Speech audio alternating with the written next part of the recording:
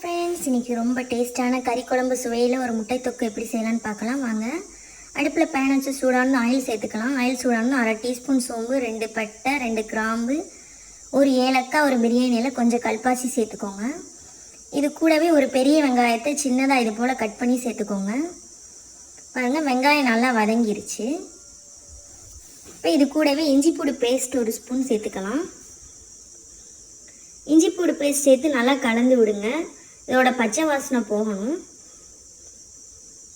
இது கூடவே ஃப்ரெஷ்ஷான கருவேப்பிலை ஒரு கொத்து சேர்த்துக்கலாம்.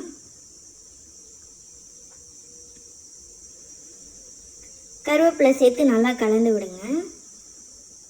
இப்போ பாருங்கள், வெங்காயம் நல்லா வெந்து இஞ்சி பூடோட பச்சை வாசனை போயிடுச்சு. 4 தக்காளியை சின்னதாக நறுக்கி இது போல் சேர்த்துக்கலாம்.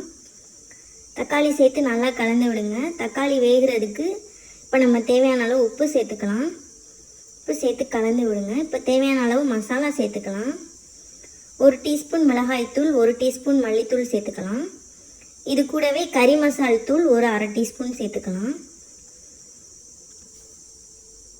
எல்லா மசாலாவும் சேர்த்து நல்லா கலந்து விடுங்க. பச்சை வாசனை போகணும். கொஞ்சம் கிரேவியாக வைக்கிறனால நம்ம ஒரு 1/2 டம்ளர் தண்ணி சேர்த்துக்கலாம். இப்போ தண்ணி சேர்த்து நல்லா வேக விடுங்க. ஒரு 5 நிமிஷம் மூடி போட்டு மூடி வச்சிடலாம்.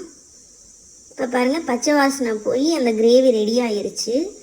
இப்போ நம்ம அவிச்சு வச்சுருக்கிற முட்டையை 4 பக்கமும் கீறிட்டு இது போல் ஒன்றா சேர்த்துக்கலாம். முட்டை சேர்த்து மெதுவாக கிளறி விடுங்க, உடஞ்சிடாமல். இது போல் மெதுவாக கிளறி விட்டு மூடி போட்டு ஒரு 5 நிமிஷம் சிம்மிலே வைங்க. அவ்வளோதான், சூப்பரான சுவையான ஒரு முட்டை தொக்கு தயார். இதை வெறும் சாதத்தோடு அப்படியே போட்டு நம்ம பரட்டி சாப்பிடலாம். சுட சுட சாதம் எடுத்து அது மேலே இப்போ முட்டை தொக்கை வச்சு நம்ம பரிமாறிடலாம். ரொம்ப சுவையாக இருக்கும். இதே போல் நீங்களும் செஞ்சு பார்த்துட்டு எப்படி இருந்துச்சுன்னு சொல்லுங்கள் ஃப்ரெண்ட்ஸ். நம்ம சேனலை சப்ஸ்கிரைப் பண்ணுங்கள், லைக் பண்ணுங்கள், கமெண்ட் பண்ணுங்கள். Thank you friends.